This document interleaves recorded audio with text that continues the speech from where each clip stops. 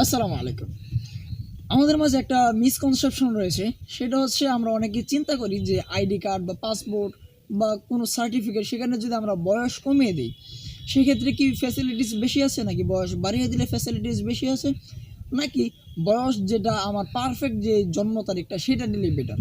আজকের ভিডিওতে এই তিনটার গুরুত্ব এবং তিনটার বিষয় নিয়ে একটু আলোচনা করার ট্রাই করব।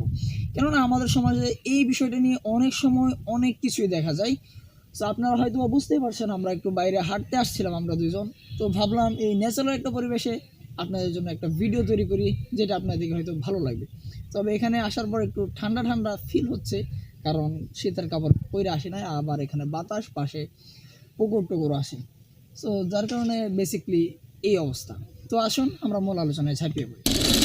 প্রথম যে বিষয়টা সেটা হচ্ছে যে বয়স বাড়িয়ে দিলে কি কোনো সমস্যা আছে কিনা, মানে আপনার যে রিয়েল জন্ম তারিখ তার থেকে আর একটু বয়স বাড়িয়ে দিলেন। যেমন ধরুন আপনার বয়স হচ্ছে গিয়ে 18, আপনি এখানে 20 দিলেন বা 19 দিলেন, সেক্ষেত্রে সমস্যা আছে কিনা। সেক্ষেত্রে সমস্যা বলতে সেরকম কোনো সমস্যা নাই, তবে আপনি যখন বয়সটা বাড়িয়ে দেবেন তখন দেখবেন যে আপনার যখন চাকরির ক্ষেত্রে আসবেন তখন দেখবেন এটা আবার সমস্যা হতে পারে। তো আপনি যেখানে বয়সে চাকরি করতে পারতেন, রিয়েল জন্ম তারিখটা দিলে পারফেক্ট একটা চাকরি করতে পারতেন, সেটা আপনি কিন্তু এখানে পাচ্ছেন না। আর তার চেয়েও বড় কথা, যারা ইসলামিক লাইনে চিন্তা করবেন এটা অবশ্যই প্রতারণার দিকে পড়ে, যার কারণে এটা ইসলাম এতটাও অ্যালাউ করে না এটাকে। সো অবশ্যই এটা গুনাহের কাজ। তো আমি বলবো যে পারফেক্ট জন্ম তারিখটা দেবেন। এখন অনেকে চিন্তা করবেন যে বয়স কমিয়ে দিলে কি কোনো সমস্যা হবে কিনা। কমিয়ে দিলে সমস্যা বলতে ধরেন আগেরকার মানুষ কেন কমায় দিত সেই বিষয়টা একটু এক্সপ্লেন করি। তো আমার যখন বাড়িতে এই বিষয়টা আলোচনা করছিলাম কোনো এক সময়, তখন বেসিক্যালি আমার বাবা যেই কথাটা বলছিল যে এক সময়কার মানুষ এটা কমিয়ে দিত, কারণ তারা এসএসসি পাস করতে বা কোনো পরীক্ষাতে পাস করতে তখনকার সময়ে তো এখন যে সৃজনশীল বা ক্রিয়েটিভ যে প্রশ্নগুলো আছে তখনকার সময়ে সেটা ছিল না।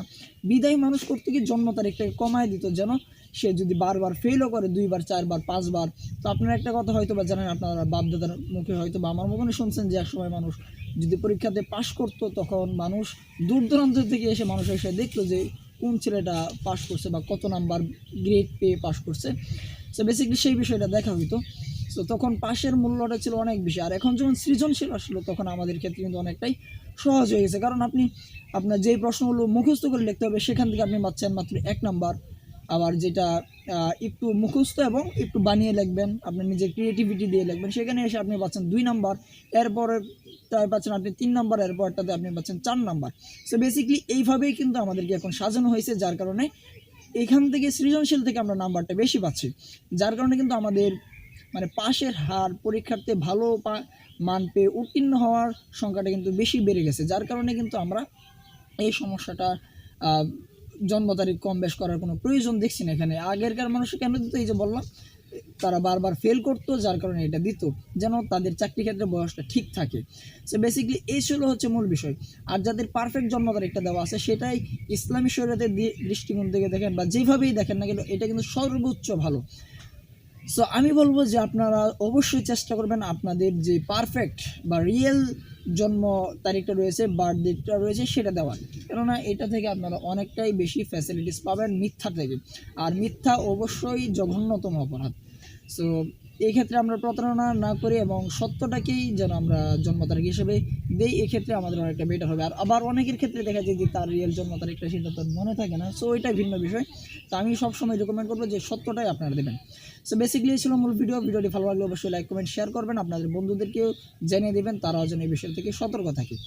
সো দেখা হচ্ছে নতুন কোনো ভিডিওতে ইনশাল্লাহ। সে পর্যন্ত সুস্থ থাকুন, ভালো থাকুন, আমাদের পাশে থাকুন। আসসালামু আলাইকুম।